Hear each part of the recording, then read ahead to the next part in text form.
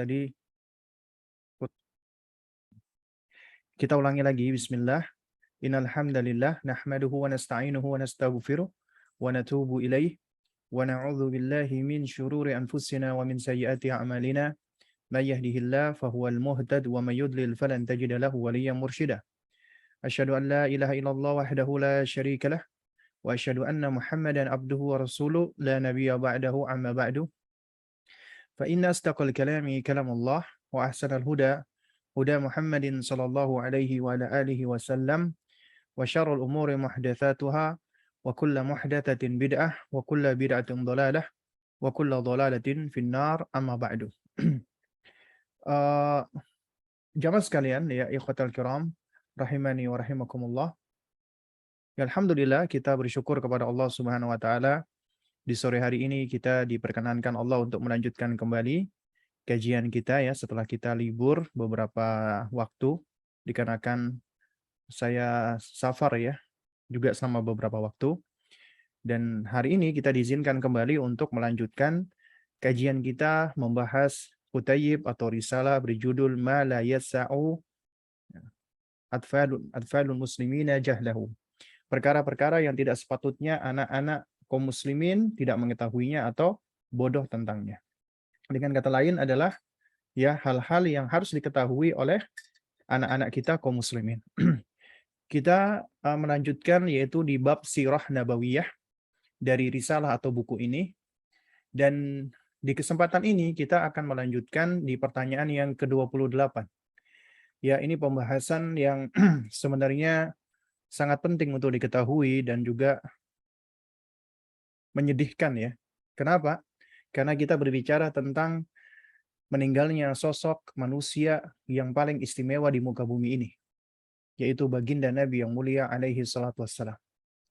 Pertanyaan ke-28, ya kapan Nabi yang mulia sallallahu alaihi wa ala alihi wasallam wafat dan berapa usia beliau ketika wafat?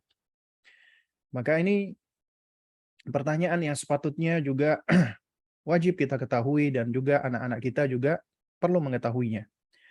Karena tidaklah dikatakan seseorang itu ngefans, mengidolakan seseorang atau figur atau tokoh, melainkan dia pasti berusaha mengetahui kapan dia lahir, di mana dia lahir, bagaimana keluarganya, bagaimana karakternya, bagaimana sifatnya, dan kapan wafatnya atau meninggalnya.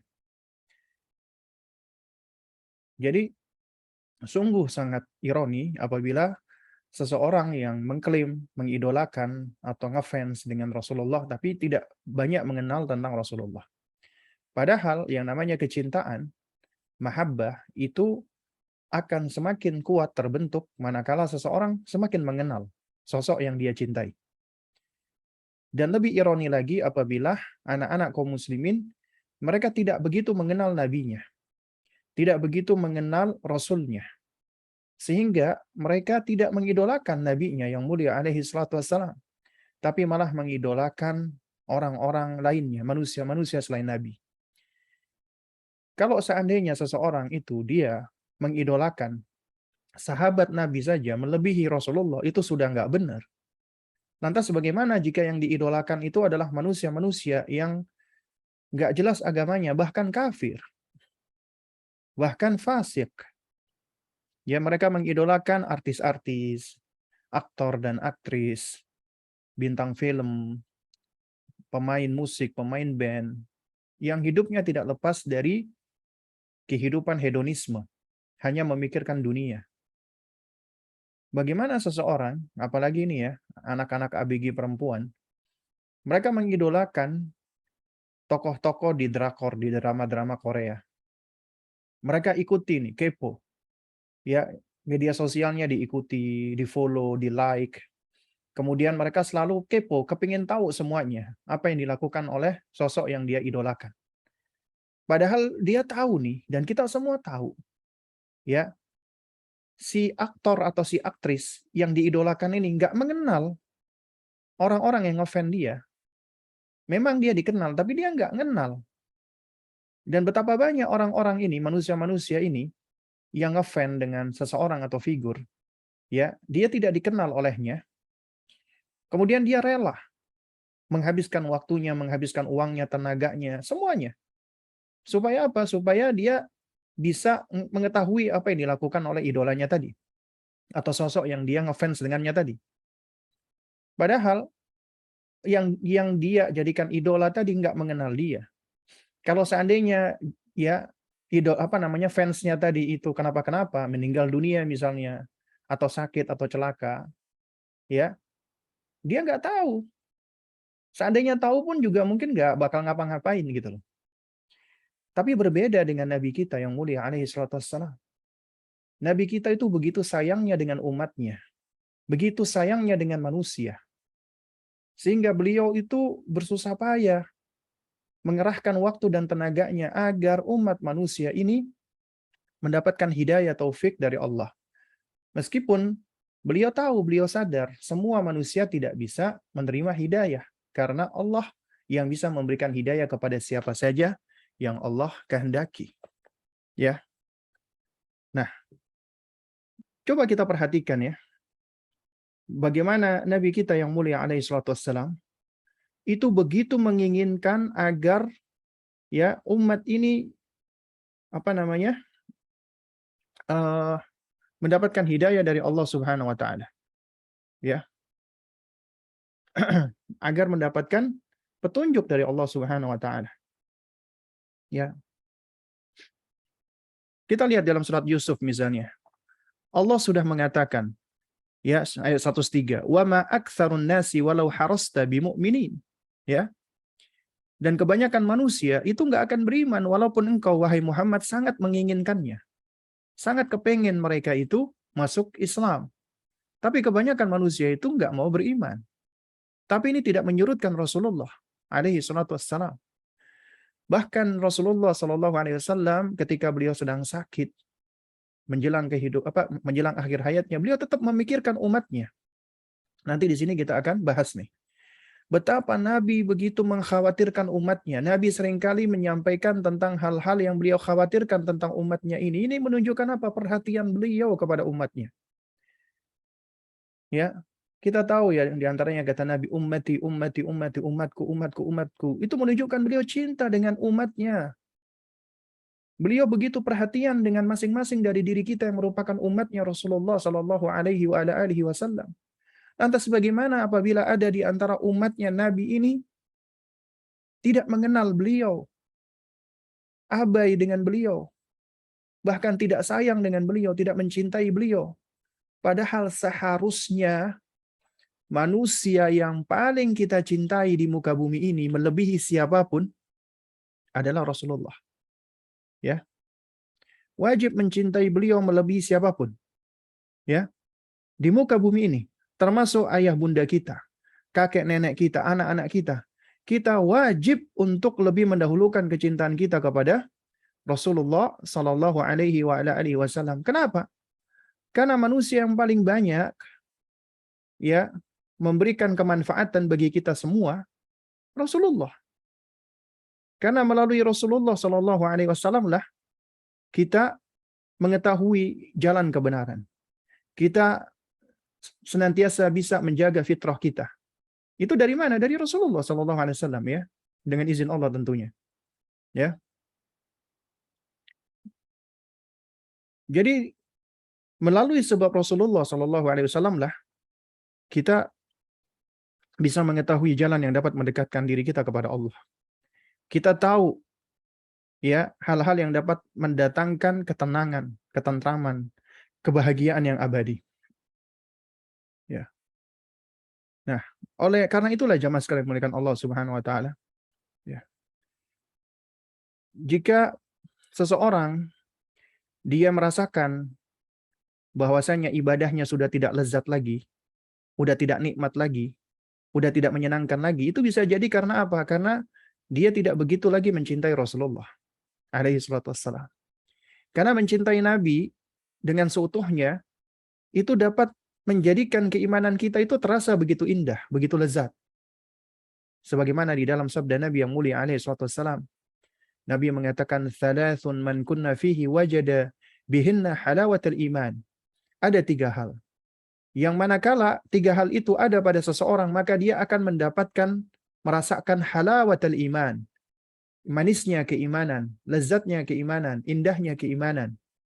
Apa itu yang pertama? Man kana Allahu wa rasuluhu ya ahabba ilaihi mimma siwahuma. Yaitu barang siapa yang menjadikan Allah dan Rasulnya lebih dia cintai daripada selainnya. Artinya lebih mencintai Allah dan Rasulnya. Ya. Kemudian wa an yuhibbal mar'a la yuhibbuhu illa lillah. Yaitu yang kedua, apabila dia mencintai seseorang, maka dia tidak mencintainya kecuali karena Allah. Nah, kemudian yang ketiga, wa an yakraha an ya'uda fil kufri ba'da an qadahullahu minhu kama yakrahu an yuqdafa finnar. Yaitu ia enggak suka, dia benci apabila dia kembali kepada kekufuran setelah Allah angkat, Allah selamatkan dia, sebagaimana dia enggak suka dia dilemparkan ke dalam neraka. Ya. Nah, jadi dari hadis ini kita tahu bahwasanya Nabi yang mulia alaihi salatu wassalam ya menerangkan bahwa mencintai beliau itu dapat membuahkan apa? Kelezatan iman, yaitu mencintai Allah dan Rasulnya. Ya. Nah, kemudian di dalam hadis yang lain Nabi juga mengatakan la yu'minu ahadukum hatta akuna ahabba ilaihi min walidihi wa waladihi wan nasi ajmain. Ya, rawahul Bukhari. Ya, tidaklah dikatakan sempurna keimanan salah seorang dari kalian sampai aku lebih dia cintai daripada orang tuanya, anak-anaknya dan seluruh manusia.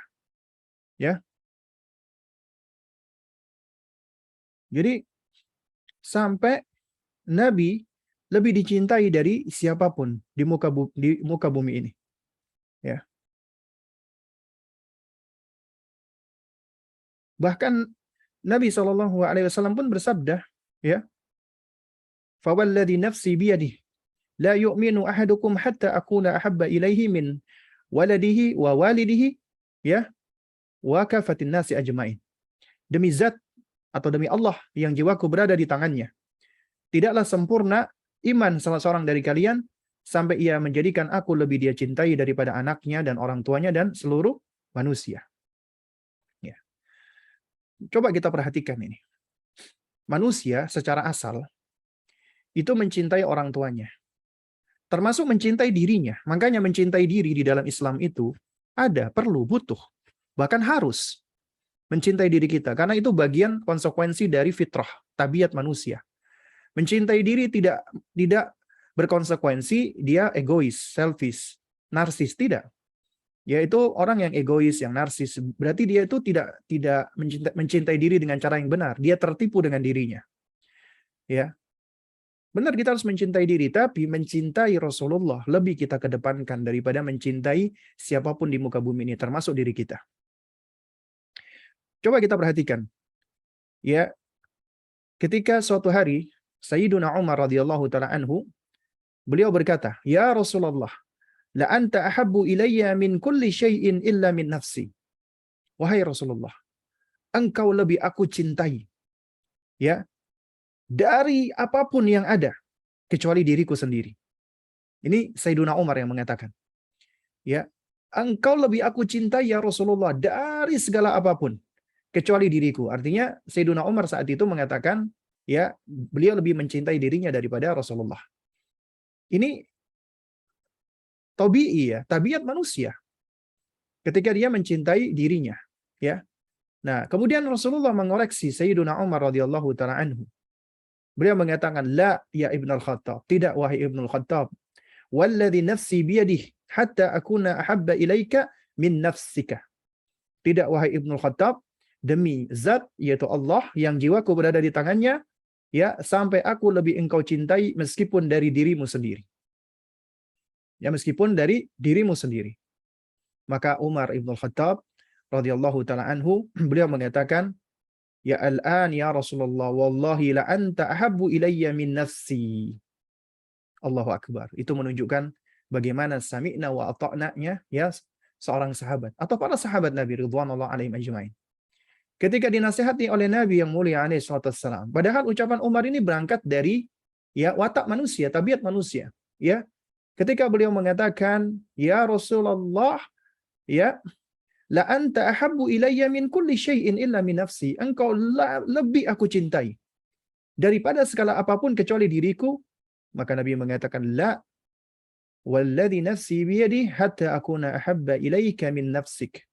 Tidak, wahai Ibnu Khattab, sampai aku lebih engkau cintai melebihi apapun, termasuk melebihi daripada cintamu kepada dirimu sendiri. Apa jawaban Umar? Al-an, kalau begitu sekarang, ya, la anta ahabbu ilayya min nafsi. Engkau lebih aku cintai daripada diriku sendiri. Faqala Nabi sallallahu alaihi wasallam, al-an ya Umar, al-an. Maka dengan demikian ya Umar, sekarang baru cintamu benar. Ya, baru sekarang cintamu benar. Ya. Dan apabila kita mengajarkan anak kita menumbuhkan kecintaan kepada sosok Nabi yang mulia alaihi salatu wassalam, maka kelak kita berharap kita dibangkitkan bisa bersama dengan yang kita cintai. Ya. Sebagaimana di dalam sebuah riwayat, ya, ada seorang Arabi, ada seorang Arab Badui mendatangi Nabi yang mulia alaihi salatu wassalam. Kemudian beliau bertanya kepada Rasulullah, "Ya Rasulullah, mata taqumus sa'ah?" Ya wahai Rasulullah, kapan datangnya hari kiamat? Atau di dalam riwayat yang dikatakan, "Ya Rasulullah, ya, mata sa'atu qa'imah?" Kapan kiamat itu datang? Kemudian jawaban Nabi SAW, beliau mengatakan, "Wailaka wa ma a'datta laha." Ya. Beliau bertanya, kalau begitu apa yang sudah engkau persiapkan, kata Nabi. Engkau bertanya tentang datangnya hari kiamat, apa yang sudah engkau persiapkan dengan datangnya hari kiamat tersebut? Ya. Kemudian orang itu mengatakan, "Ya Rasulullah, ma a'adattu laha illa anni uhibbullah wa rasulah." Wahai Rasulullah, sungguh aku tidak mempersiapkan apapun kecuali aku mencintai Allah dan mencintai Rasulnya. Aku mencintai Allah dan aku mencintai Anda, ya Rasulullah. Kemudian kata Nabi yang mulia alaihi wasallam, "Idzan innaka ma'a man ahbabta." Kalau begitu, sesungguhnya engkau akan dibangkitkan bersama dengan orang yang engkau cintai. Ya, kata Nabi SAW, engkau akan dibangkitkan bersama dengan orang yang engkau cintai. Dan juga di dalam riwayat yang lain, ada sahabat yang berkata kepada istrinya, dia menangis. Menangis di hadapan istrinya. Istrinya bertanya, "Kenapa engkau menangis, wahai suamiku?" Suaminya mengatakan, "Bagaimana aku tidak menangis? Padahal aku mencintai Rasulullah sallallahu alaihi wasallam melebihi apapun. Aku mencintai Rasulullah melebihi kecintaanku kepada orang tuaku, kepada istriku, kepada anakku, kepada diriku. Namun aku nggak tahu kelak di hari kiamat, ya bisa jadi aku berada di neraka sementara Rasulullah berada di surga."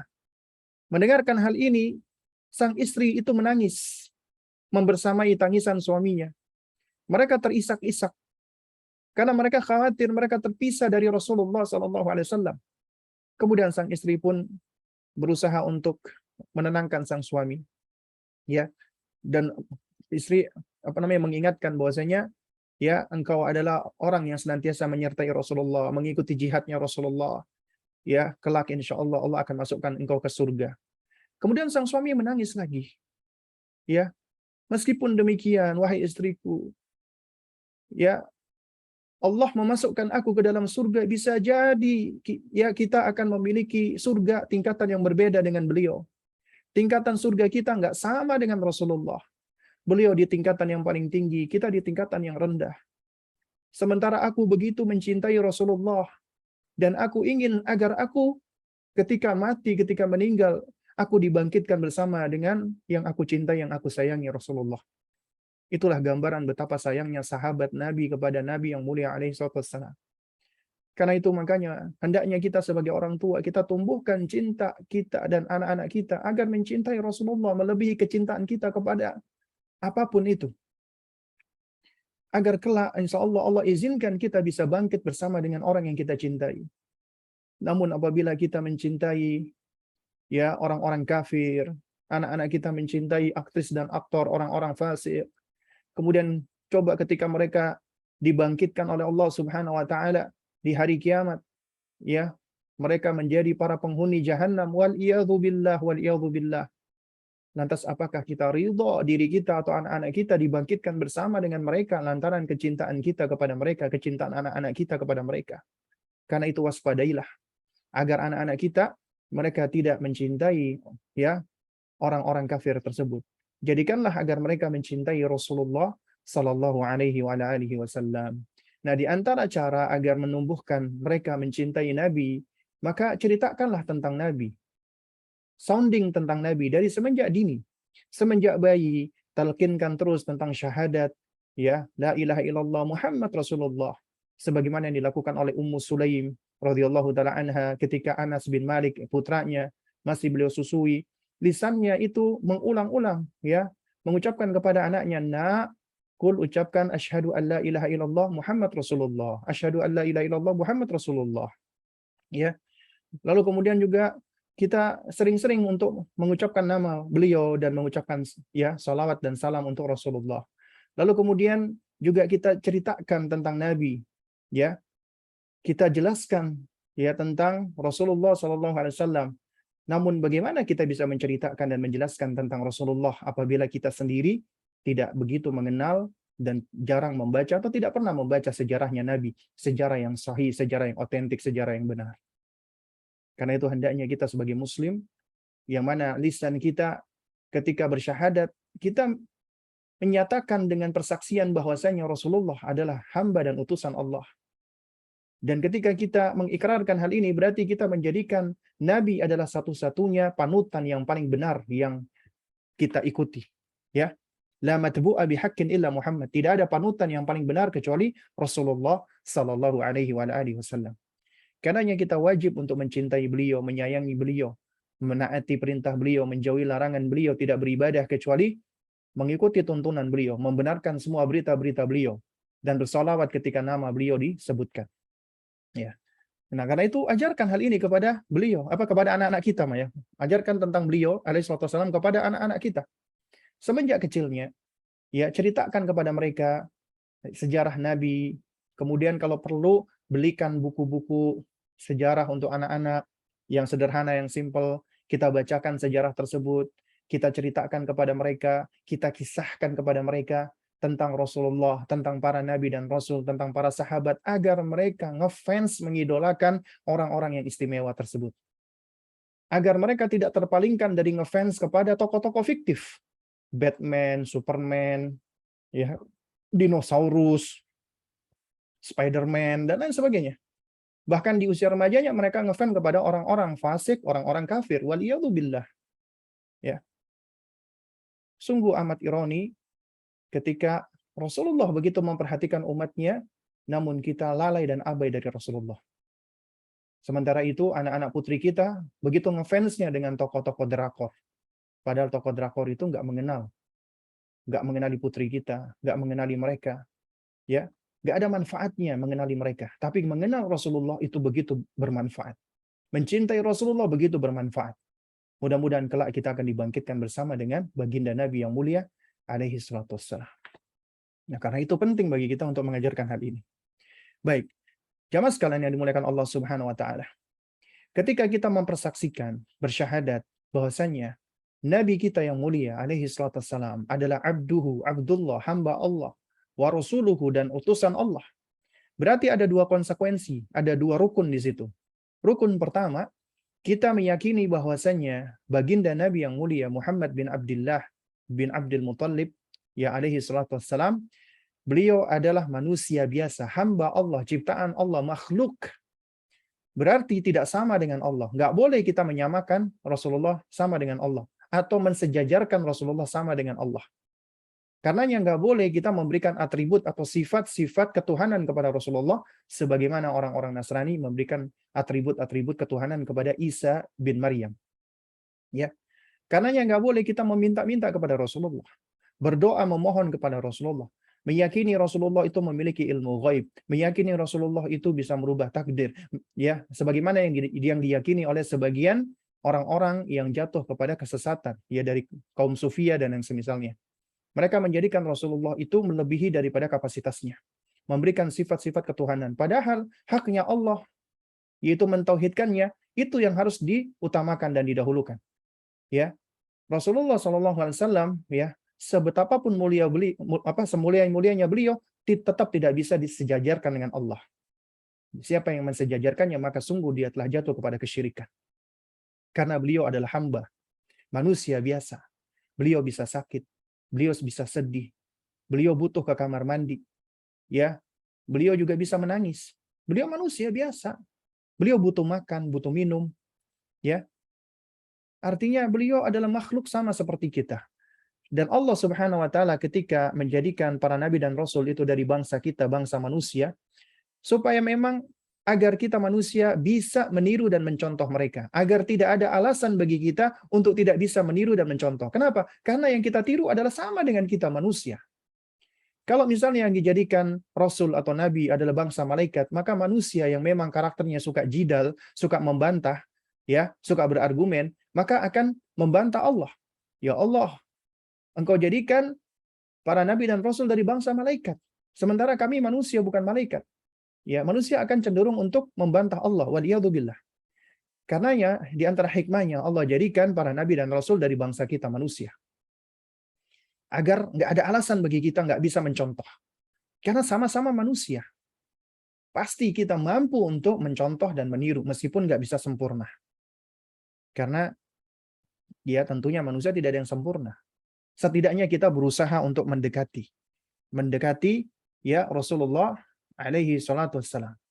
Bahkan seorang Anas bin Malik saja radhiyallahu taala anhu, beliau mengatakan, ya fa'ana uhibbullaha wa rasulah. Aku benar-benar mencintai Allah dan Rasulnya. Wa ana uhibbu Abu Bakrin wa Umar. Aku juga mencintai Abu Bakar dan Umar. Fa'arju an akuna ma'ahum. Aku berharap semoga aku bisa bersama dengan mereka. Wa in lam a'mal bi'a'malihim. Meskipun aku tidak bisa beramal seperti amal mereka.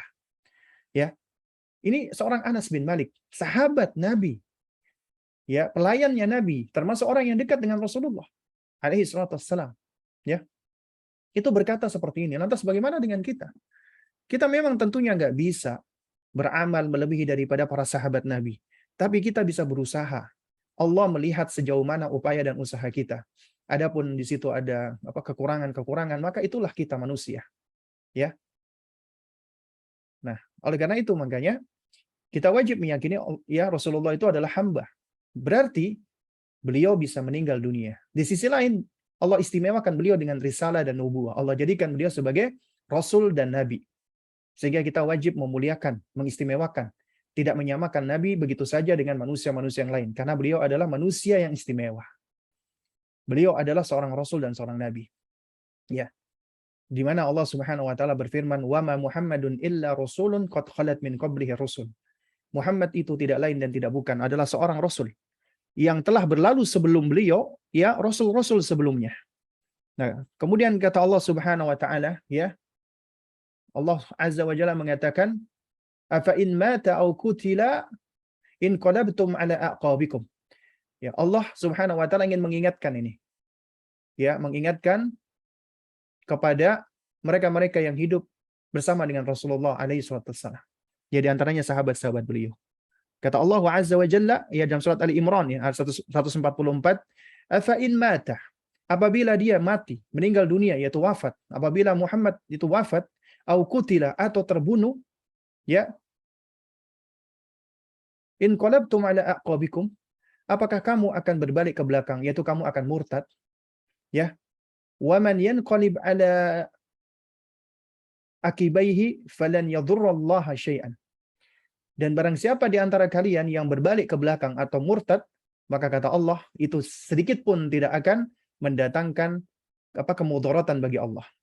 Karena Allah nggak butuh dengan keimanan makhluknya. Allah nggak butuh dengan ya dengan imannya manusia. Nggak butuh, Allah Maha Kaya. Bahkan kalau manusia nggak mau beriman, manusia itulah yang merugi. Ya, makanya kata Allah Subhanahu wa taala, "Wasayadzillahu asyakirin."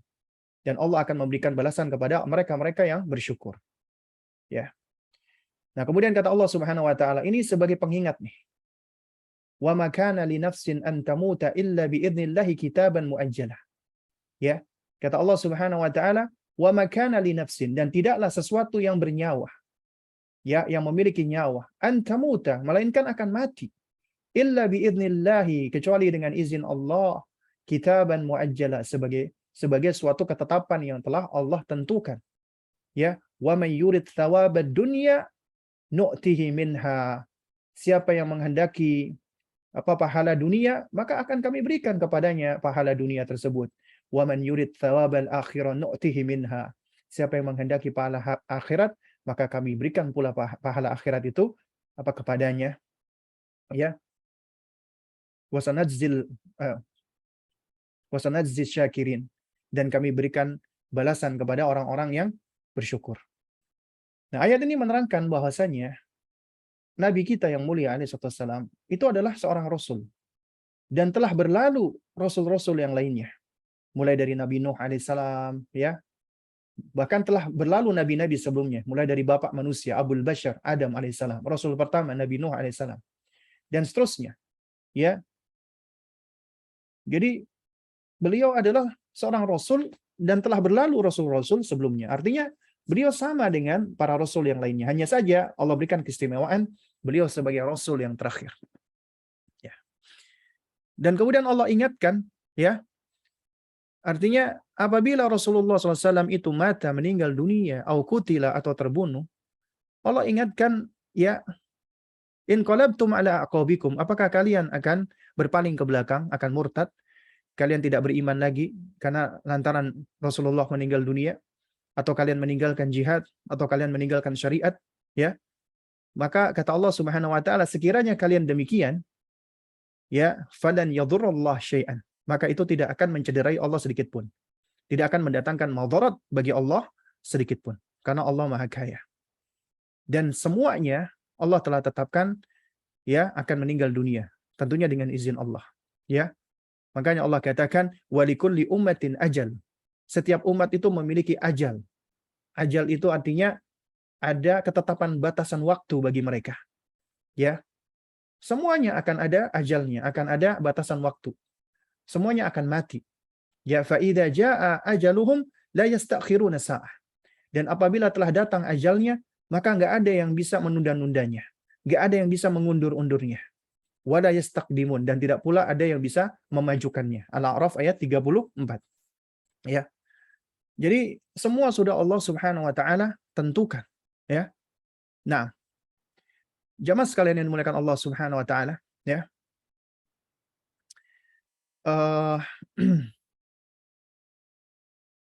Jika kita perhatikan, ya, di dalam surat Az-Zumar ayat ke-30, Allah berfirman kepada nabi kita, innaka mayyitun wa innahum mayyitun.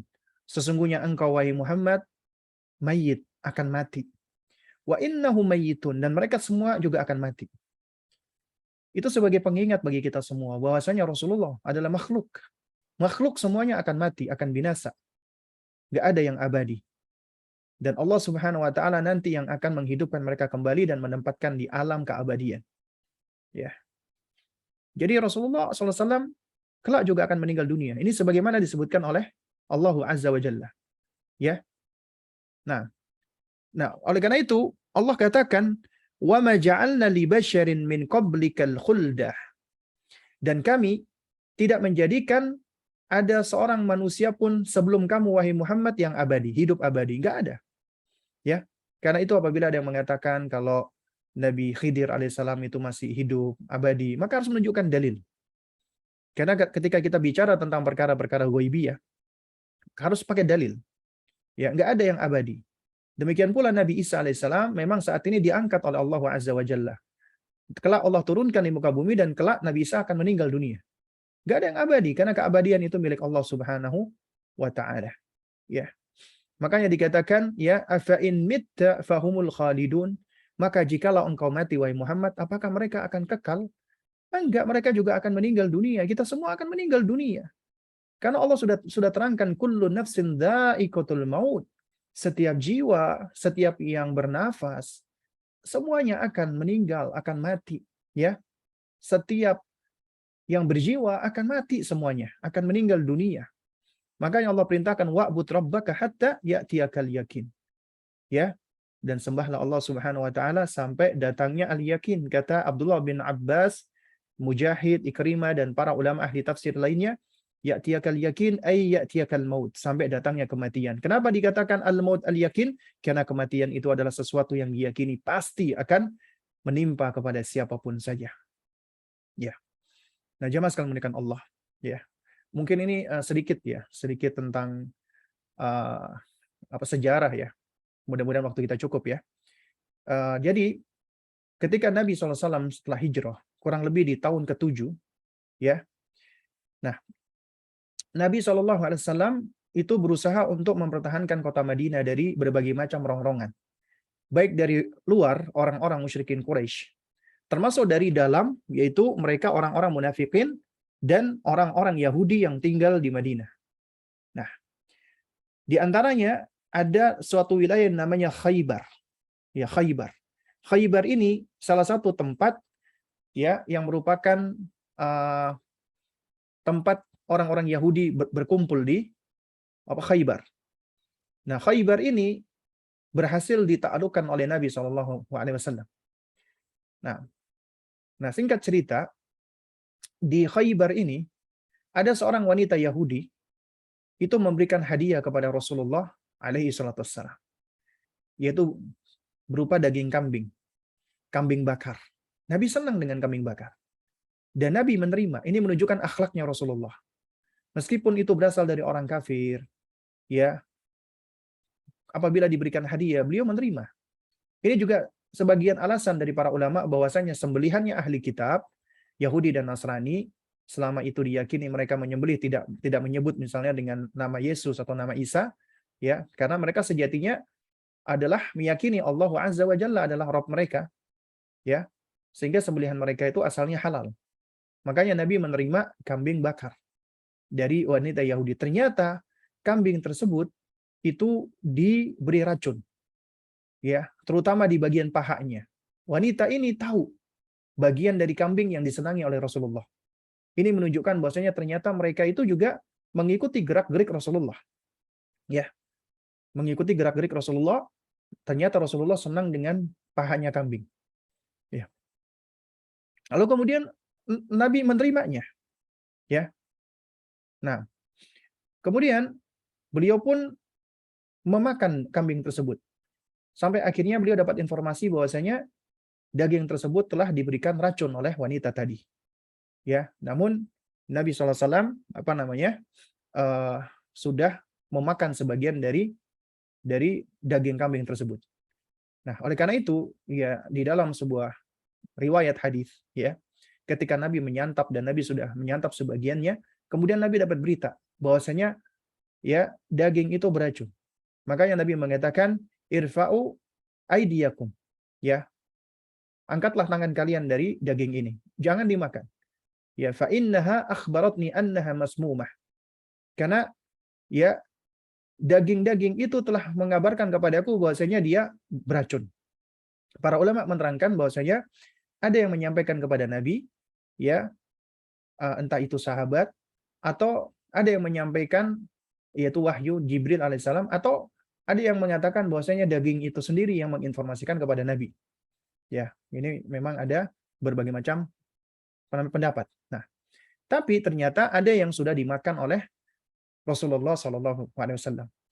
Nah, semenjak itulah Nabi ya merasakan efek dari racun tersebut.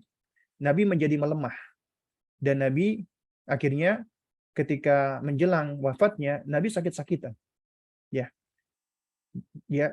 Dan ini yang disebutkan oleh Rasulullah sebagaimana diriwayatkan oleh Imam Bukhari di dalam Sahih Bukhari. Ketika beliau berbicara kepada istrinya Ibunda Aisyah radhiyallahu taala anha, beliau mengatakan, "Ya Aish, ma azalu ajidu ya alam at-ta'am alladhi akaltu bi Khaybar. Fa hadha awan wajadtu inqita'a abhari min dhalika as-sum." Ya Aish, wahai Aish, ya, ma azalu ajidu alam at-ta'am. Aku masih merasakan ya rasa sakit akibat makanan ya alladzi akaltu bi Khaybar, yang aku makan di Khaybar, yaitu daging kambing atau paha kambing yang diracuni tadi, ya.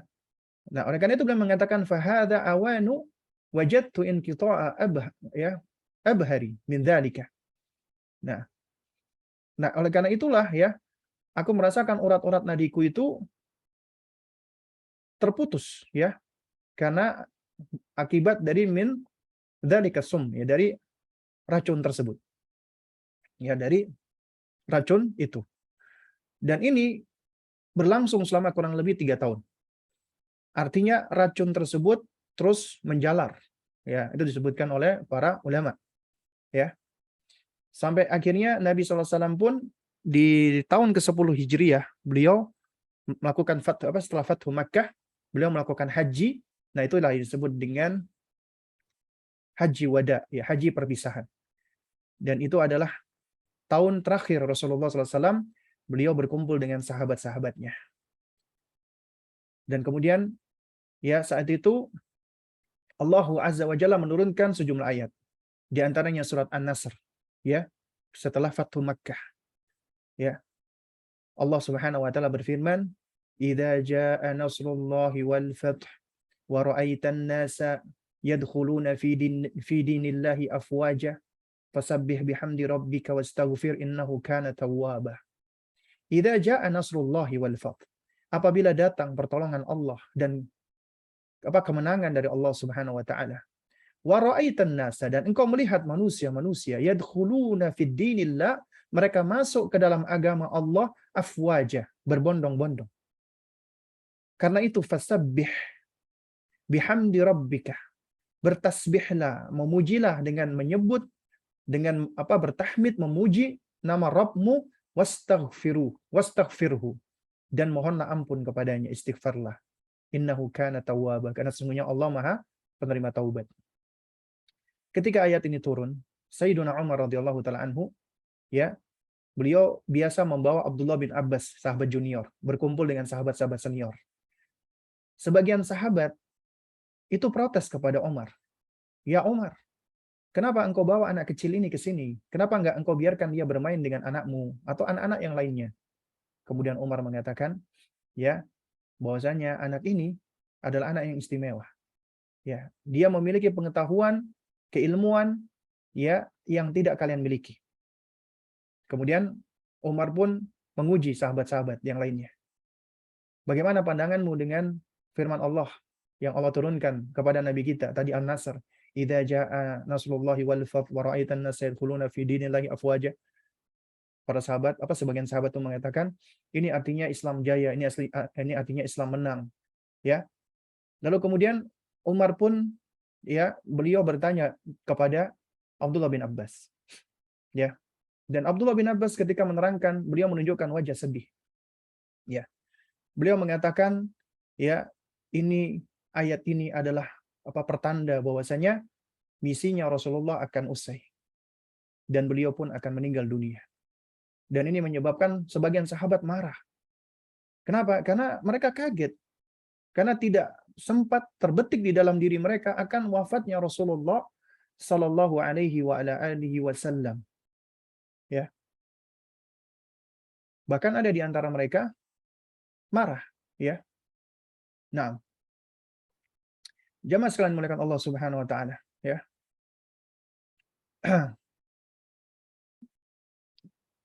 Singkat cerita lagi, ya. Di hari ketika Nabi yang mulia alaihi wassalam, beliau telah berkumpul, beliau telah memberikan khutbah, ada khutbatul wada, ya. Khutbah perpisahan, ya. Beliau telah menjelaskan, menerangkan, ya,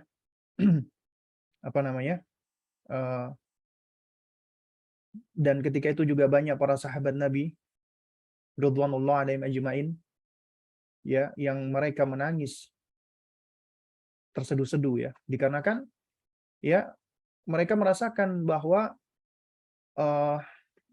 ini adalah waktunya bagi Rasulullah untuk meninggalkan mereka, ya. Nah, dan ya ini banyak sekali ya riwayat-riwayat yang menerangkan tentang tentang akhir peri kehidupan Rasulullah alaihi wassalam, ya. dan ini kalau dibacakan memang panjang sekali ya. Namun ya, yang perlu kita ketahui bersama adalah ketika Nabi selesai haji wada, maka Nabi pun pulang ke Madinah. Beliau pulang ke rumah beliau. Nah, ketika beliau balik dari Mekah ke Madinah, beliau pun menyempatkan diri untuk mengunjungi makamnya sahabat-sahabat beliau yang meninggal di perang Uhud. Ya, beliau singgah ke Jabal Uhud. Ya. Dan ini adalah disebutkan oleh para ulama seakan-akan ya beliau ingin memberikan salam perpisahan ya bagi sahabat-sahabat yang lain. Ya. Lalu kemudian setelah itu beliau pun juga sempat singgah berziarah ke makam Baqi ya, yaitu di Madinah. Nah, kemudian beliau pun berdoa memohonkan ampunan bagi semua sahabat-sahabat beliau yang dimakamkan di Baqi. Nah, kemudian setelah pulang dari Baqi ya, Nabi SAW merasakan pusing yang hebat. Ya, beliau merasakan kepalanya sangat pusing. Ya. Namun hal itu tidak menyebabkan beliau bersikap adil terhadap istri-istrinya. Inilah sosok Nabi yang istimewa. Beliau tetap bergilir dalam kondisi lemah dan sakit. Beliau berpindah-pindah dari rumah satu istri ke istri yang lainnya. Ya.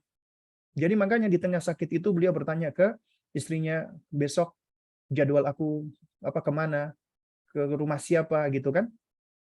Nah, sampai akhirnya kondisi beliau semakin berat dan parah. Dan istri-istri Nabi yang lain tahu bahwasanya Nabi itu memiliki kecenderungan kepada Ibunda Aisyah radhiyallahu taala anha. Ya. Nah, terutama ketika Nabi sudah kondisi yang sangat sakit. Akhirnya Ibunda Aisyah radhiyallahu taala anha beliau pun ketika Nabi di saat itu adalah jadwalnya di rumahnya Maimunah ya, maka Aisyah pun minta izin agar bisa membersamai Rasulullah. Akhirnya diizinkan pula oleh istri-istri Rasulullah yang lainnya. Ya. Nah, kemudian ya ketika itu juga sakitnya Rasulullah itu semakin parah. Sehingga Nabi sudah nggak sanggup lagi untuk menjadi imam. Nah, karena itu beliau pun berpesan agar Sayyiduna Umar radhiyallahu taala anhu yang akan menjadi imam untuk menggantikan beliau menjadi imam. Mendengar hal ini, Ibunda Aisyah radhiyallahu taala anha pun menangis.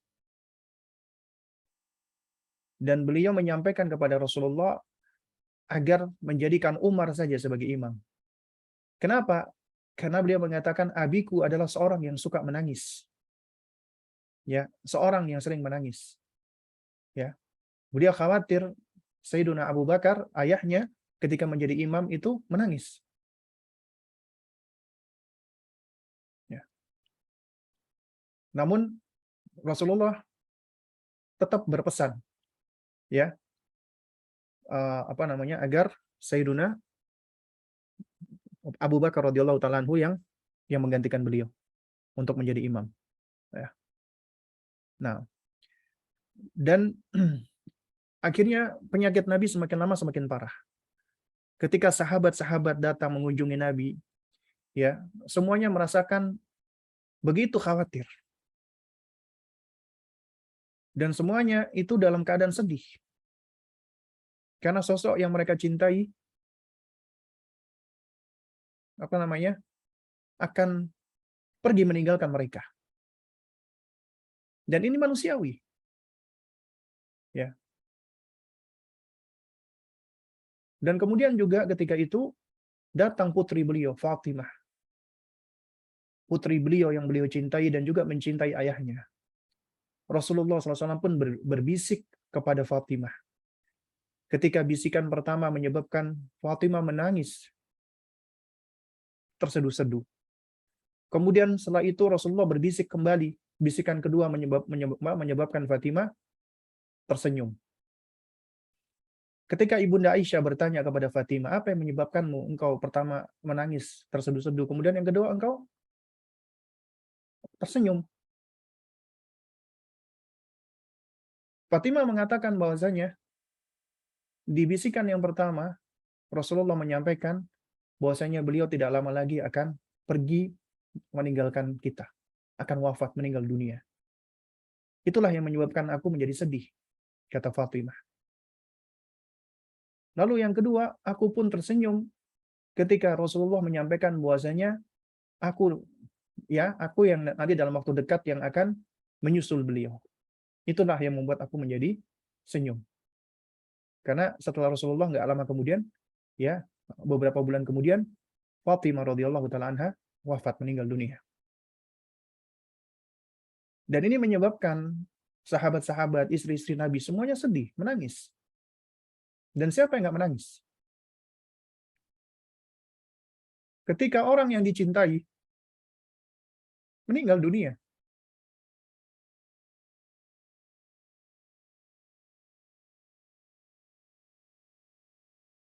Dan Rasulullah Shallallahu Alaihi Wasallam begitu sangat sayangnya kepada umatnya.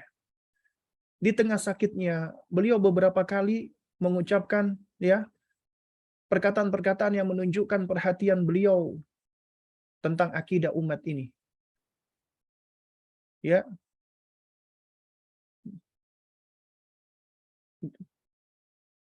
di antaranya apa?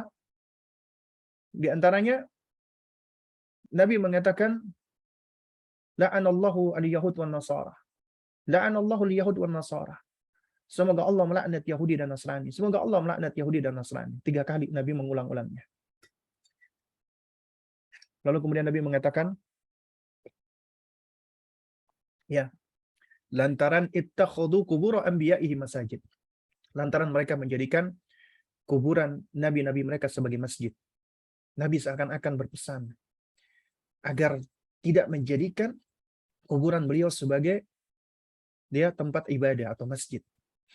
Memang kenyataannya saat ini kuburan Nabi masuk di dalam Masjid Nabawi. Kenapa? Karena mau nggak mau, karena perluasan. Dan nggak boleh jasadnya Nabi dipindahkan. Ijma ulama. Karena para Nabi dan Rasul dikuburkan di mana dia meninggal dunia. Ya. Nah karena itu, ketika kita ke Masjid Nabawi, makam beliau itu benar-benar dijaga dan ditutupi. Jadi ini tidak menjadi dalil tentang bolehnya membangun kuburan di masjid atau membangun masjid di kuburan. Bahkan Nabi SAW ketika sakit pun, beliau memperhatikan tentang sholatnya para sahabat. Beliau seringkali bertanya, as-shallan nasu, apakah para sahabat sudah sholat? Ya.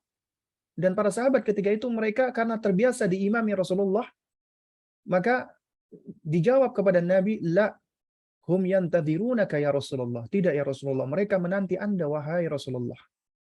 Ya. Nah, kemudian Nabi itu tetap berusaha untuk bisa mengimami. Makanya Nabi seringkali minta kepada Ibunda Aisyah, dha'u lima'a fil miqdab.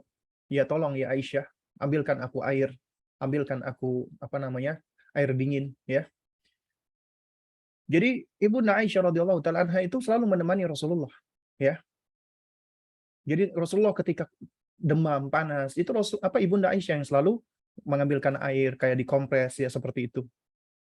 Nah, dan sampai pernah suatu ketika Nabi begitu panasnya, Nabi minta diambilkan air dan Nabi berendam di dalam air tersebut. Lalu kemudian beliau pingsan. Lalu beliau siuman. Dan kemudian beliau bertanya lagi, apakah sahabat sudah sholat? Ya. Sampai akhirnya apa? Sampai akhirnya Nabi pun memerintahkan sahabat terdekatnya Abu Bakar untuk mengimami. Ibunda Aisyah pun mengatakan, ya Rasulullah, inna abi rojulun rokik. Wahai Rasulullah, abiku itu adalah laki-laki yang rokik. Yang rokik itu yang gampang menangis, lembut hatinya. Ya wa idza qara'al Qur'ana la yamliku dam'ahu. Apabila beliau itu membaca Al-Qur'an, enggak bisa menahan air matanya. Ya. Falau amarta ghaira Abi Bakr. Ya. Sekiranya engkau mungkin bisa menyuruh selain ayahku. Kata Ibunda Aisyah radhiyallahu taala anhu, ya. Beliau sampai mengatakan, wallahi ma bi illa karahiyatu an yatasha'ama an-nasu bi awwali man yaqumu fi maqami Rasulillah sallallahu alaihi wasallam. Demi Allah aku mengatakan ini Ya, itu bukan apa-apa. Aku hanya khawatir orang-orang merasa bosan ya dengan orang yang pertama kali menggantikan Nabi, yaitu Abu Bakar radhiyallahu taala anhu. Namun Nabi tetap mengatakan, muru Abu Bakrin falyusalli bin nas. Ya, perintahkanlah dia Abu Bakar agar dia sholat bersama dengan manusia, dengan orang-orang lain. Ya. Dan apa namanya, Abu Bakar pun beliau akhirnya mengimami, ya, tentunya dengan tangisan. Ya. Nah, jemaah sekalian yang dimuliakan Allah Subhanahu Wa Taala. Ya. Singkat cerita lagi, ya, itu tepatnya di Yaumil Khamis, ya, menurut sebagian ulama ahli sejarah, ya, beliau semakin parah sakitnya, ya, dan gak lama kemudian beliau pun wafat, meninggal dunia. Dan disebutkan di dalam sejumlah riwayat beliau kesakitan. Nah, itu menunjukkan betapa beratnya yang namanya sakaratul maut, ya, betapa beratnya sakaratul maut. Dan ketika Rasulullah Shallallahu Alaihi Wasallam wafat, ya, semuanya bersedih dan semuanya menangis. Bahkan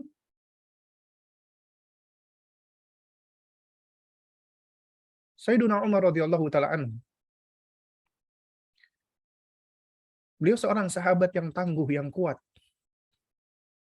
Ketika mendengarkan wafatnya Rasulullah, beliau sampai mengangkat pedangnya, mengatakan, man qala Muhammad mata fa'aqtuluhu. Siapa yang mengatakan Muhammad meninggal dunia, aku bunuh dia. Menunjukkan betapa, ya, ini suatu hal yang berat. Sampai akhirnya, ya, para sahabat itu, mereka di luar rumah Rasulullah, mereka heboh, ribut. Antara yang mengatakan Rasulullah nggak mati, Rasulullah meninggal dunia, Rasulullah tidak wafat, dan seterusnya. Sampai akhirnya Sayyiduna Abu Bakar radhiyallahu taala anhu, meskipun beliau dalam keadaan sedih luar biasa, beliau pun keluar menghadapi sahabat-sahabat yang lainnya, ridwanullah alaihim ajma'in, ya. Dan beliau mengatakan, ya, man abada Muhammadan fa'lam annahu qad mata. Siapa yang menyembah Muhammad, maka ketahuilah bahwasanya Muhammad telah wafat, meninggal dunia. Wa man abadallah, siapa yang menyembah Allah, ketahuilah Allah adalah senantiasa hidup. Diterangkan, diajarkan oleh Sayyiduna Abu Bakar, sahabat yang paling dekat dengan Rasulullah, bahwasanya Rasulullah adalah manusia biasa. Kelak beliau juga akan meninggal dunia, dan saat itu adalah saat di mana, ya, Nabi yang mulia SAW itu wafat, meninggal dunia. Maka itulah saatnya, ya, memang saat yang menyedihkan, namun dikala itulah, ya, Islam itu telah sempurna. Dengan wafatnya Rasulullah, maka wahyu pun terputus. Sudah tidak ada lagi risalah. Al-Quran telah sempurna, wahyu telah sempurna.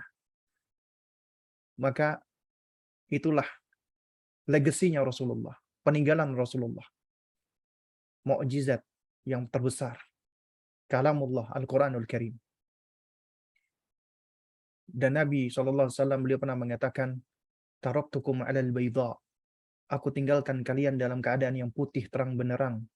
Ya, lailuha kannahariha. Bahkan malamnya itu bagaikan siangnya. La yanzi'u, ya, anha illa halik. Tidaklah seseorang itu berpaling darinya, melainkan dia akan binasa. Apa itu? Kitabullah wa sunnati. Al-Quran dan sunnahku. Dan juga di Hajjatul Wada, Nabi sudah mengatakan, ya, wa man ya'ish minkum ba'di fasayara ikhtilafan katsira. Siapa di antara kalian yang masih hidup sepeninggalku nanti akan mendapati perselisihan yang banyak. Banyaknya perselisihan. Tapi Nabi ingatkan, Nabi berikan solusi. Fa'alaikum bisunnati wa sunnatil khulafa ar-rasyidin al-mahdiyyin. Karena itu berpegang teguhlah dengan sunnahku dan sunnahnya para khulafa ar-rasyidin al-mahdiyyin. Ya, addu 'alaiha bin nawajid. Gigitlah dengan gigi gerahammu yang kuat. Kuat-kuat, ya. Ya, wa iyyakum wa muhdatsatil umur fa inna kulla muhdatsatin bid'ah wa kulla bid'atin dhalalah wa kulla dhalalatin finnar. Jauhilah olehmu bid'ah, ya, hal-hal yang baru di dalam agama, karena setiap hal-hal yang baru dalam agama itu bid'ah, dan setiap bid'ah itu sesat, dan sesat itu tempatnya di neraka. Ya. Nah, sehingga dengan demikian, ya, wafatlah manusia yang paling istimewa di muka bumi ini. Manusia yang paling Allah cintai, dan kita pun wajib mencintai beliau melebihi daripada siapapun. Ya, manusia yang jasanya paling besar di muka bumi ini melebihi jasa siapapun yang ada.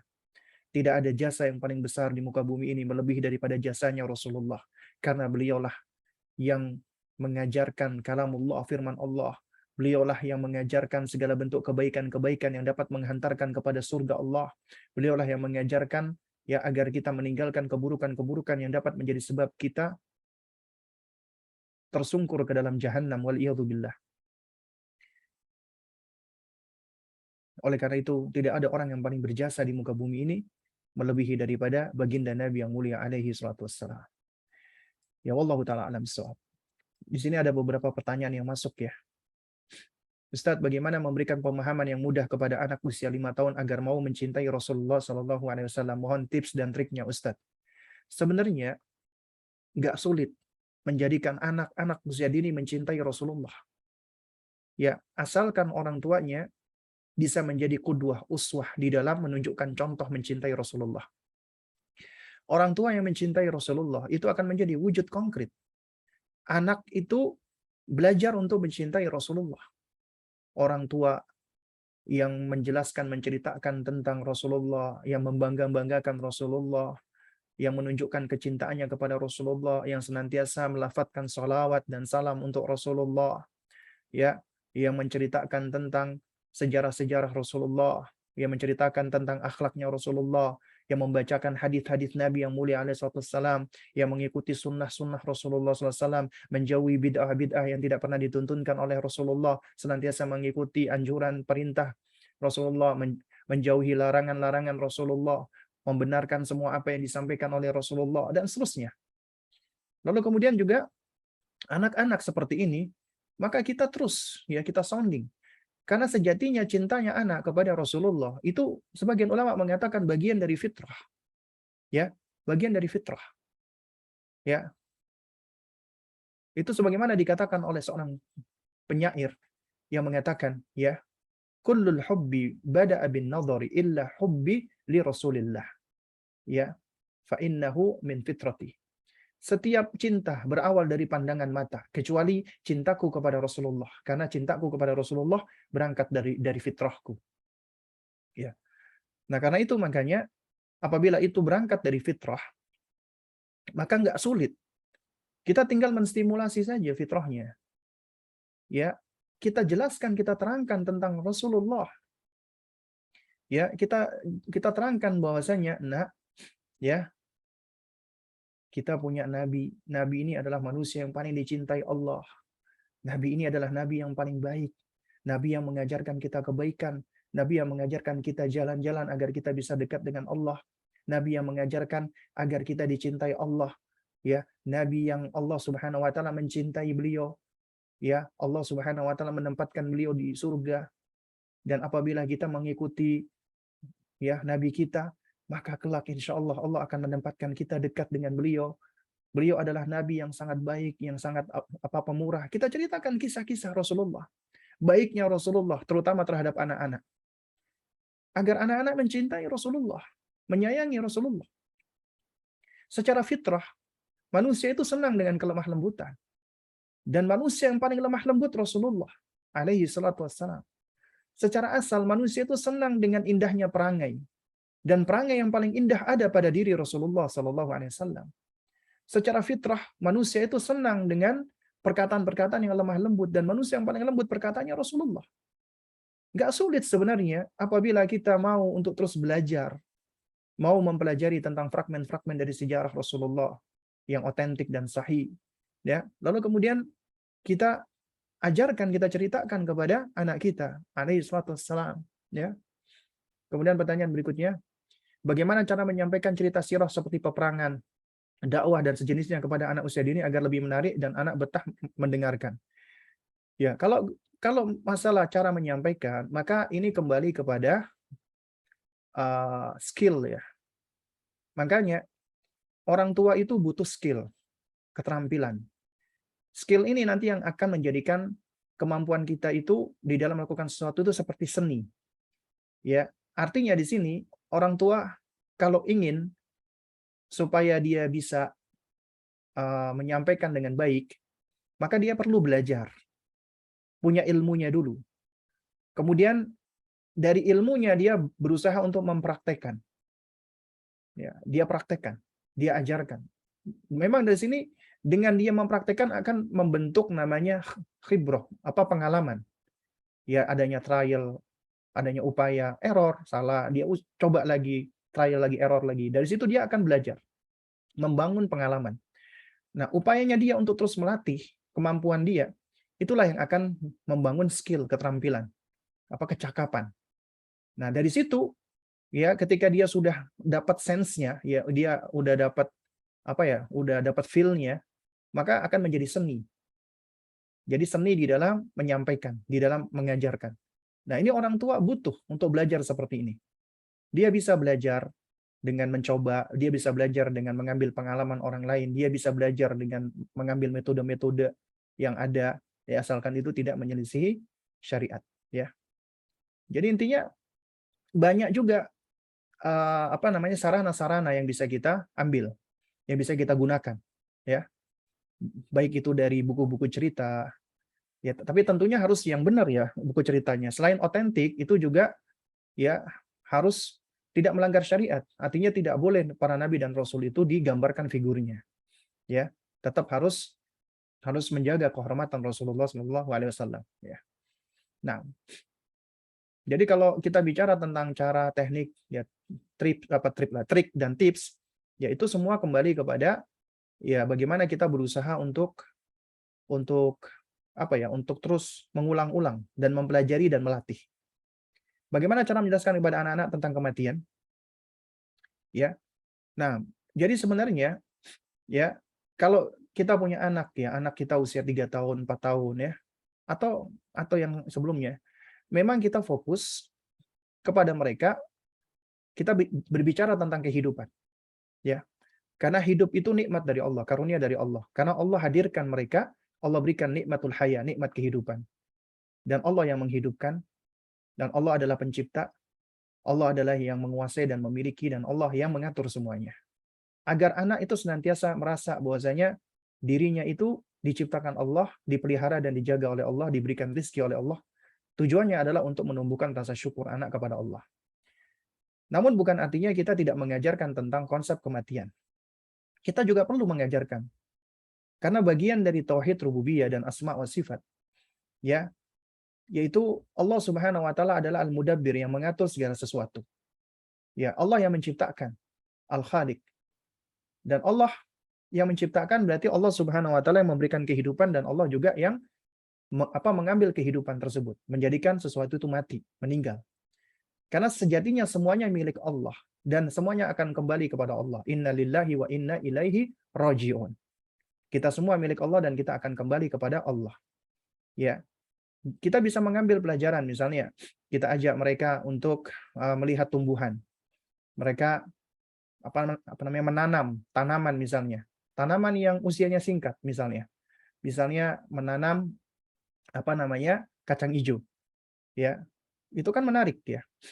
Jadi mungkin ada apa pembelajaran tematik. Jadi mereka menyiapkan bahan, diajak untuk berkreasi, mereka buat wadahnya dan mereka menanam.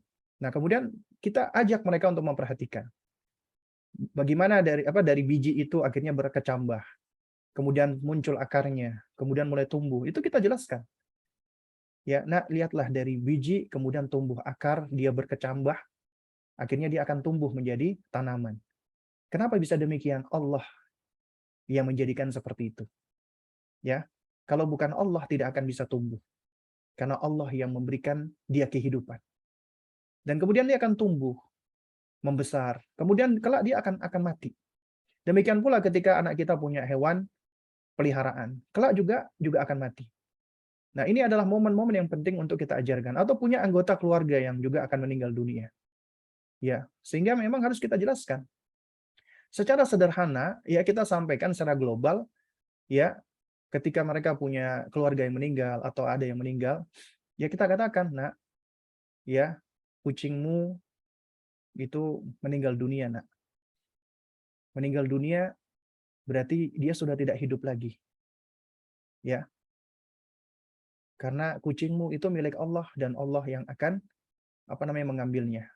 Ya, dia kembali kepada penciptanya. Ya.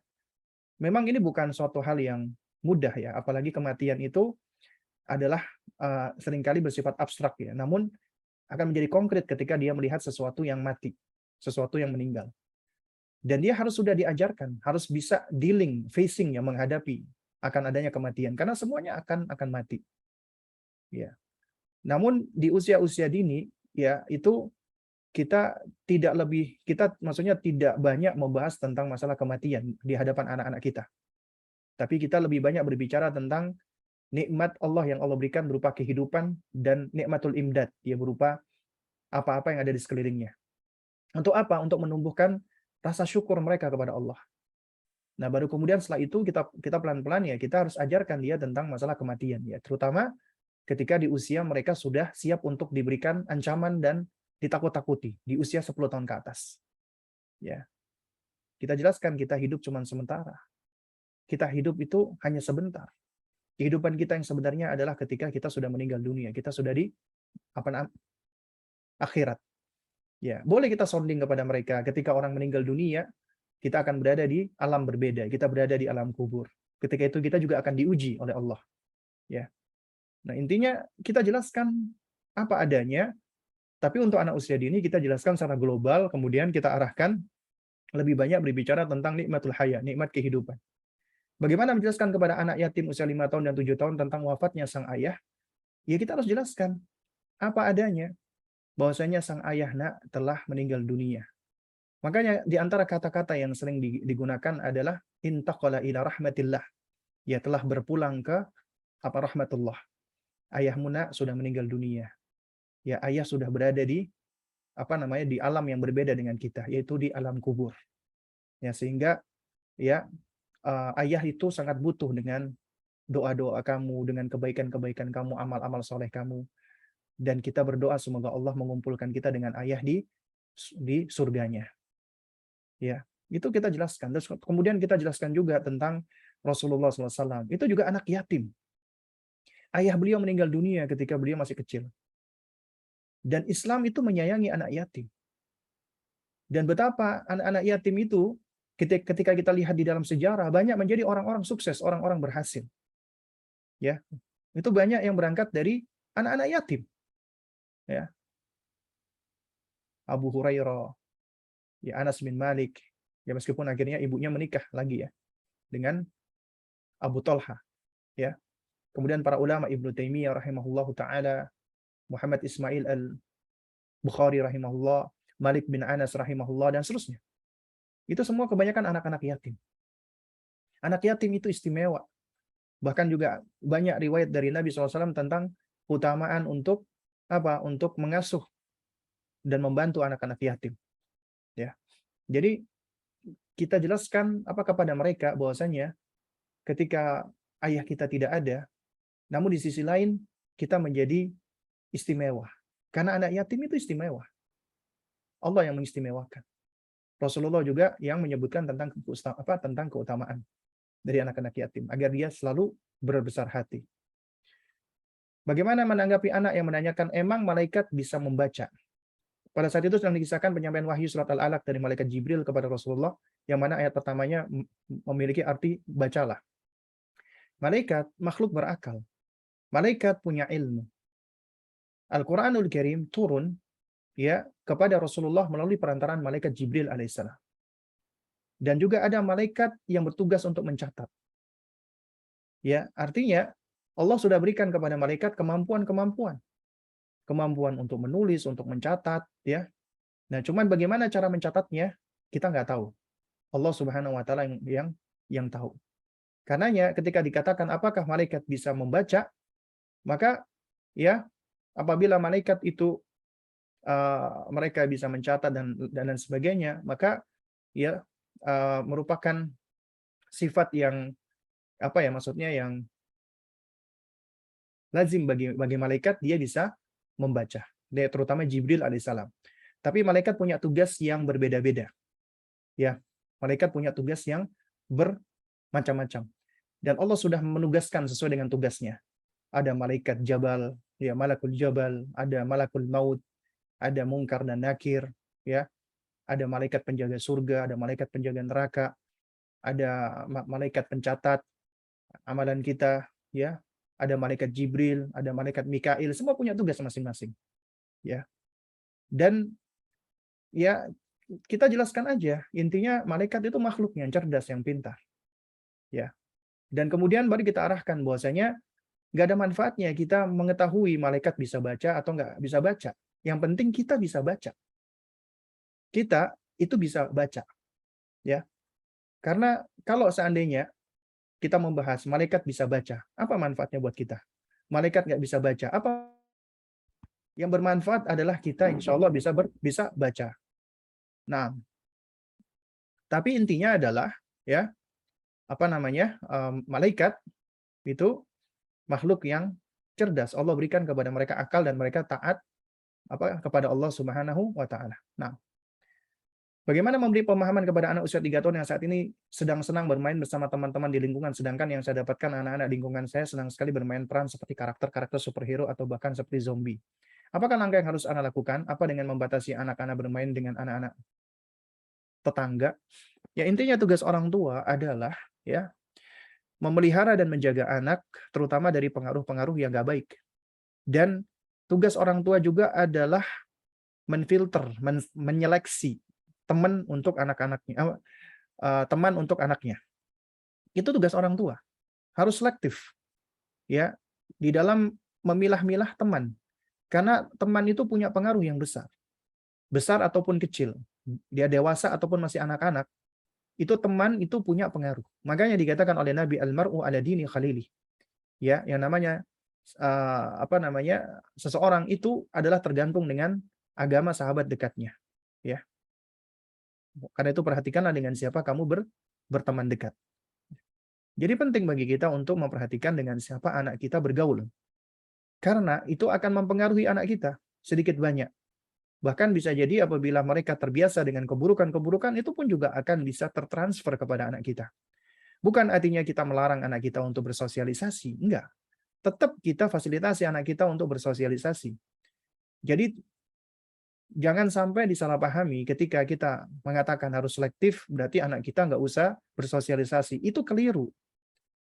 Ya, karena kita nggak mesti harus mengambil jalan tarjih, ya, maksudnya memilih salah satu. Ini bisa dikompromikan. Artinya, anak kita ini masih 3 tahun ya. Ya, dia memang butuh untuk banyak distimulasi dalam banyak hal. Dan dia adalah bagaikan spons, banyak menyerap di sana sini.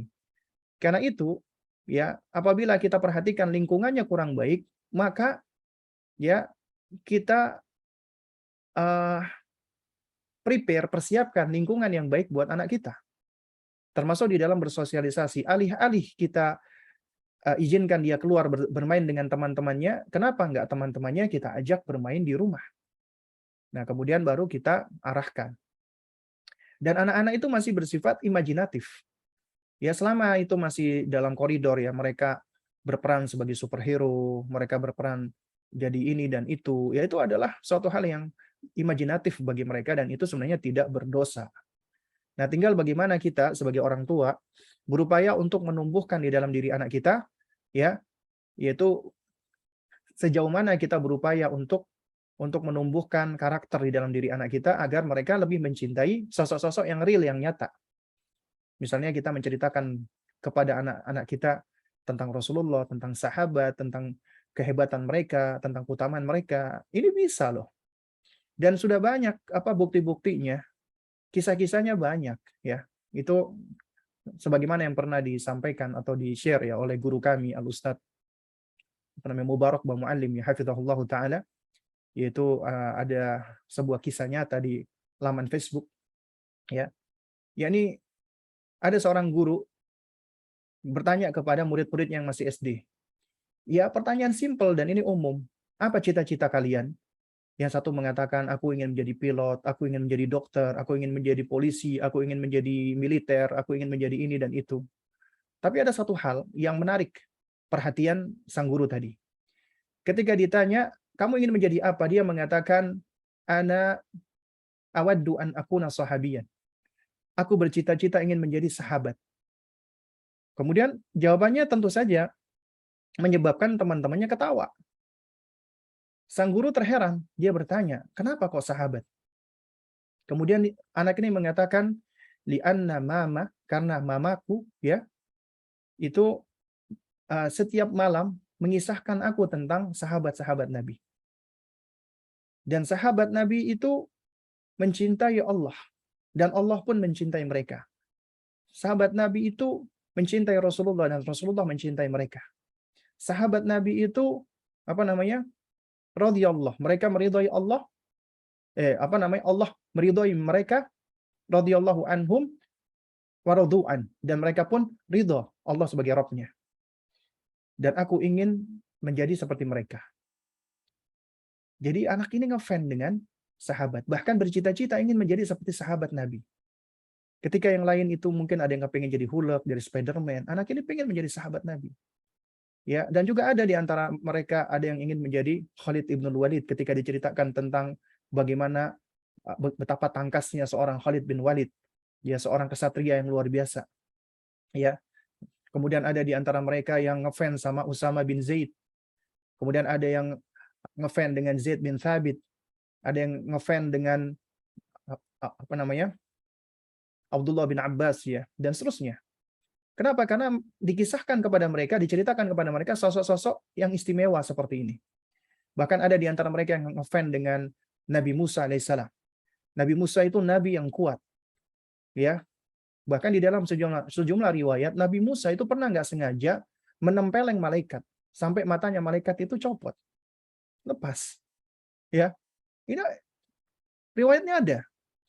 Bahkan Nabi Musa alaihissalam di antara sebab beliau akhirnya meninggalkan Mesir karena beliau nggak sengaja memukul seorang dari Kibti dari Mesir, sekali pukul langsung meninggal dunia. Karena Allah berikan kepada Nabi Musa itu kekuatan. Nabi yang kuat sekali. Ya. Dan masih banyak sekali. Artinya apabila kita terus ya menceritakan kepada anak-anak kita, bahkan apalagi di tengah teman-temannya, itu bisa menjadi hal yang baik. Alih-alih kita khawatir anak kita mengikuti mereka, itu kita jadikan anak kita punya, Masya Allah ya, punya karakter, punya kepribadian, dan mereka yang mengikuti anak kita. Nah, ini adalah orang tua yang tentunya istimewa, yang seperti ini. Ya. Jadi nggak mesti kita harus membatasi gitu loh. Kita melarang anak kita, tapi tetap kita harus selektif. Ya. Nah, mungkin yang terakhir ya. Ustaz, teman Ana pernah memberitahu ada salawat-salawat yang tidak boleh diamalkan seperti salawat naria karena gulu. Mohon pencerahannya Ustaz. Intinya begini, salawat adalah bagian dari ibadah. Ya. Dan ibadah itu secara asal harus mengikuti apa yang datang dari Rasulullah. Ya. Nah, karena itu, apabila ada orang membuat-buat salawat kepada Nabi, ya, mungkin tujuannya baik, maksudnya baik untuk memuji Rasulullah, memuliakan Rasulullah. Tapi sekedar niat yang baik, tujuan yang baik, itu belum tentu caranya benar. Oleh karena itu, kita cukupkan dengan salawat yang datang dari Rasulullah. Minimal kita ucapkan Allahumma shalli ala Muhammad sallallahu alaihi wa ala alihi wasallam atau sallallahu alaihi wasallam atau alaihi salatu wassalam. Salawat yang paling istimewa adalah salawat Ibrahimiyah. Ya. Dan kita cukupkan dengan yang ada. Nggak perlu kita mengikuti salawat-salawat yang lainnya. Entah itu salawat nariyah, salawat badar, salawat ini dan itu. Bahkan kadang-kadang di antara lafaz-lafaz salawat itu ada unsur-unsur yang terlalu berlebihan. Ya, seperti mensifati Nabi dengan sifat-sifat yang sifat-sifat atau atribut ketuhanan seperti mengetahui perkara gaib, mengetahui perkara Lauhil Mahfud dan yang semisalnya. Padahal itu adalah ilmunya Allah, ya. Pengetahuan Allah yang tidak semestinya disematkan kepada selain Allah Azza wa Jalla, ya. Nah, oleh karena itu makanya salawat-salawat yang ada maka kita nggak perlu kita ikuti. Salawat ibadah, apalagi sampai dinyanyi-nyanyikan. Salawat itu dibaca bukan untuk dinyanyikan. Itu berarti termasuk menghina Rasulullah Shallallahu Alaihi Wasallam. Ya, karena ketika kita bersalawat, artinya kita sedang ya mengucapkan salam dan kesejahteraan, ya, dan doa bagi Rasulullah Shallallahu Alaihi Wasallam. Ya, karenanya nggak layak bagi kita mempermainkan salawat dan menyanyi-nyanyikan dan yang semisalnya. Ya, Wallahu taala alam bisawab. Mungkin saya cukupkan sampai di sini ya, karena sudah mau masuk waktu maghrib. Mudah-mudahan yang sedikit ini bisa memberikan manfaat. Kurang lebihnya saya mohon maaf apabila ada hal-hal yang kurang berkenan atau yang keliru atau yang salah. Ya, dan kita memohon kepada Allah Azza wa Jalla agar Allah Subhanahu wa taala senantiasa memberikan taufiknya dan hidayah untuk kita semua, dan Allah senantiasa menjadikan kita selalu mencintai Allah dan mencintai Rasulullah sallallahu alaihi wasallam, dan kita juga senantiasa diberikan taufik oleh Allah untuk senantiasa menaati Rasulullah, menjauhi larangan beliau, membenarkan semua apa yang Rasulullah sampaikan dan beribadah dengan apa yang dituntunkan oleh Nabi kita yang mulia alaihi wasallam, dan kita dibangkitkan oleh Allah Azza wa Jalla kelak di hari kiamat bersama dengan baginda Nabi yang mulia alaihi wassalam, dan juga Allah Subhanahu wa taala memberikan taufiknya kepada anak-anak kita agar bisa menjadi anak-anak yang saleh, anak-anak yang senantiasa mengikuti sunnahnya Rasulullah, yang senantiasa mencintai Rasulullah, dan kita semua diwafatkan oleh Allah Subhanahu wa taala di atas Islam dan di atas sunnah. Wallahu taala a'lam bishawab. Subhanakallahumma wa bihamdik asyhadu an la ilaha illa anta astaghfiruka wa atubu ilaik. Wassalamualaikum warahmatullahi wabarakatuh.